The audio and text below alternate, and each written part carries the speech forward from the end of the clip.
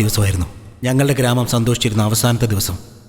ആ സന്തോഷം തീരുന്നതിന് മുമ്പ് തന്നെ അത്തിപ്പെട്ടിയിൽ അവരുടെ അക്രമം അവരഴിച്ചു വിട്ടു.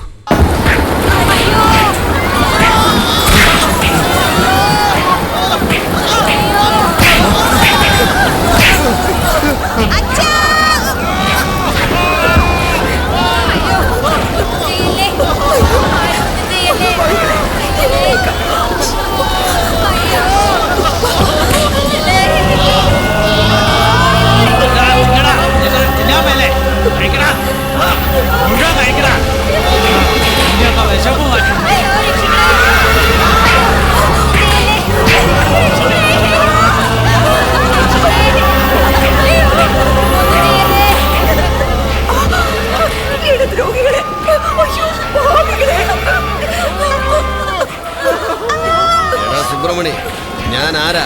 IAS collector. എന്നോട് പോവാൻ പറഞ്ഞ അന്നേരം നിനക്ക് പൊയ്ക്കൂടായിരുന്നില്ലേ? ഇപ്പൊ ഈ ലോകം വിട്ട് തന്നെ പോകാൻ പോവല്ലേ?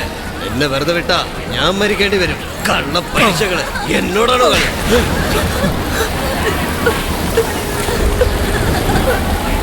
എടാ വൃത്തിയേട്ടന്മാരെ, പട്ടയം എന്താ തിരിച്ചു തരാൻ പോവാ? ഞാന് അടിച്ച് നിന്നെയൊക്കെ ഇഞ്ച പരുവാക്കാൻ പോവാ ഞാനിവിടെ. അത്തിപ്പട്ടി നശിക്കണം, അത്തിപ്പട്ടി ഇല്ലാതാക്കണം. ഞങ്ങൾ 800 പേര് സാക്ഷികളായിട്ടുണ്ട്. നിന്റെ നാടിന് സാക്ഷിയോ? ഒന്നിനെയും ബാക്കി വെക്കലടാ. കടലിലിപ്പം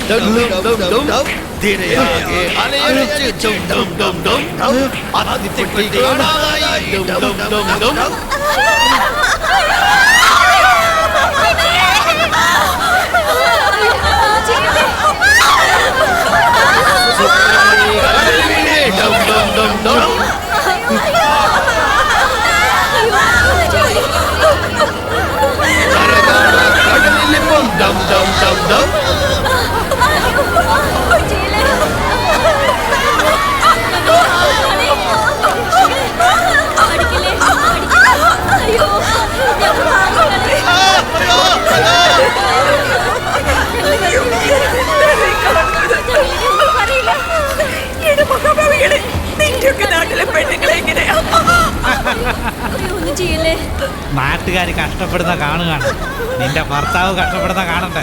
വാടി വാടി വാടി ഇങ്ങോട്ട്.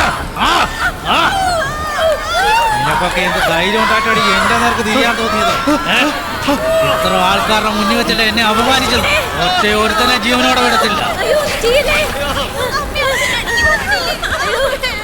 നിങ്ങളുടെ മുന്നിൽ നേരെ നിൽക്കാൻ പോലും യോഗ്യതയില്ലാത്ത നീയൊക്കെ എന്റെ ഷർട്ടിന് കുത്തിപ്പിടിക്കുന്നില്ലടാ. എന്റെ ഭാര്യനെ നോക്കടാ.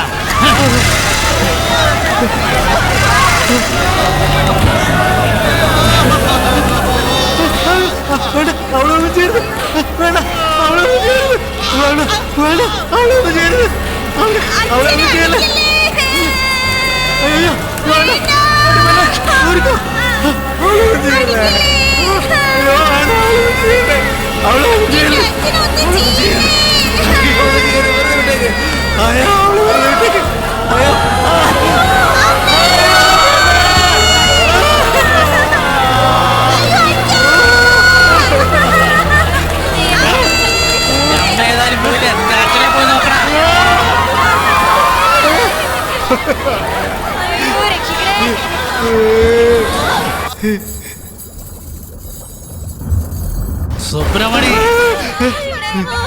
നിന്റെ മോന, നിന്റെ തലമുറ കോട്ടയിലൂടെ വെള്ളം വന്ന് നാട് തന്നെ നശിച്ചടാ.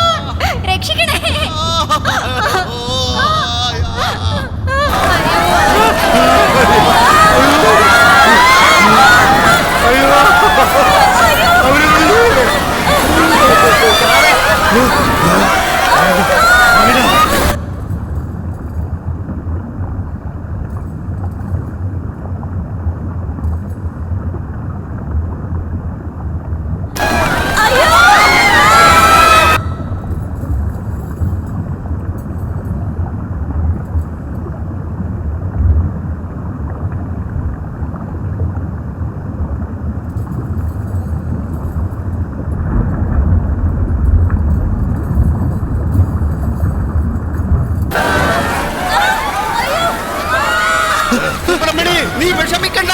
നിന്റെ മോനെ ഞങ്ങളുടെ ജീവൻ കൊടുത്ത് ഞങ്ങൾ രക്ഷിക്കും. നിങ്ങളോട് കളിക്കുന്നതായിരിക്കും ഗതി. പെട്ടിയുടെ അധ്യായം ഇവിടെ ഇവിടെ അവസാനിക്കുന്നു.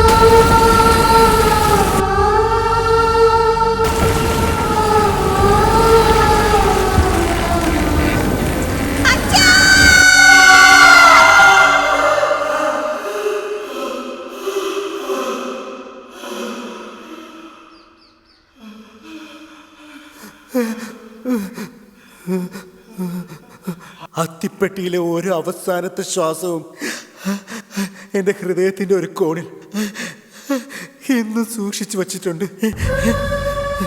ആഞ്ഞടിക്കുന്ന കടൽ എൻ്റെ ചുറ്റുമല്ല, എൻ്റെ ഉള്ളിൽ തന്നെയാ. ഈ നീതിക്കൂട്ടിൽ നിങ്ങൾ കേൾക്കുന്ന എൻ്റെ അലമുറ നശിച്ചു പോയ എൻ്റെ സമൂഹത്തിൻ്റെ അവസാനത്തെ ഉൾവിളിയാണ്. നിങ്ങൾക്കറിയാമോ? എൻ്റെ ഈ കരച്ചിൽ 690 പേരുടെ കരച്ചിലാണ്. നിങ്ങൾ കേൾക്കുന്ന എൻ്റെ ഈ രോഷം ഒരു ഗ്രാമത്തിന്റെ മുഴുവൻ രോഷമാണ്. ഞാൻ തനിച്ചൊരാളല്ല, തുടരെ തുടരെ കൂട്ടക്കൊല ചെയ്യപ്പെട്ട 690 പേരുടെ ആത്മാവാണ്.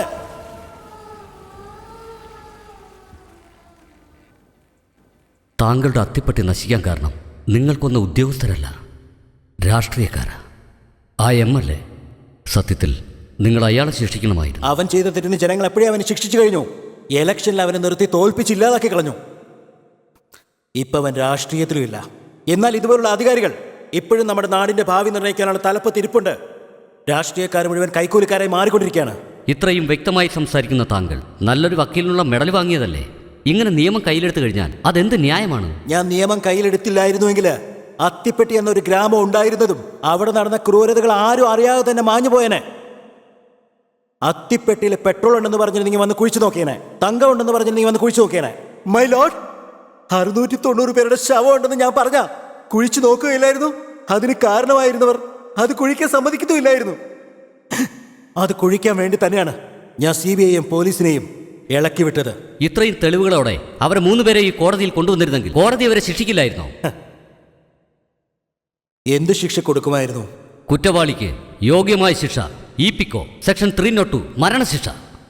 അവരുടെ ജീവൻ എടുക്കുന്നതാണ് നിങ്ങൾ കൊടുക്കുന്ന ഏറ്റവും വലിയ ശിക്ഷയെങ്കിൽ അതിൻ്റെ അച്ഛൻ അത്തിപ്പെട്ടിയിൽ വെച്ച് തന്നെ ചെയ്യുമായിരുന്നു. മരണം എന്നുള്ളത് ഒരു നിമിഷത്തെ മാത്രം വേദനയാണ്. 690 പേരെ കൊന്നവർക്ക് ഈ ഒരു ശിക്ഷ മാത്രമേ ഉള്ളൂ. അതിനല്ലേ ഇവിടെ ജീവപര്യന്തം, ജീവിതകാലം മുഴുവനും നരകിക്കും.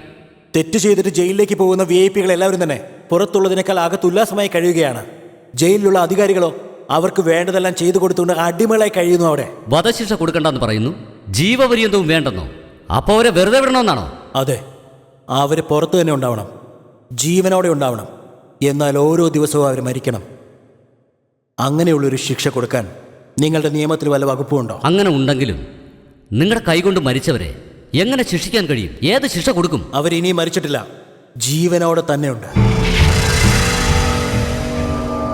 എന്താ ഈ പറയുന്നത്? അവർ ജീവനോടുണ്ടെന്നോ? അതെ മൈ ലോർഡ്, ഞാൻ പറയുന്ന ശിക്ഷ കൊടുക്കാൻ കഴിയുമെങ്കിൽ അവരെ ഞാൻ ഈ കോർട്ടിൽ ഹാജരാക്കാം.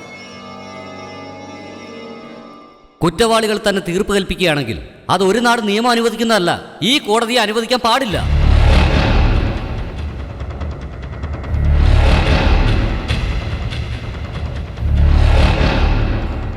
The court is adjourned.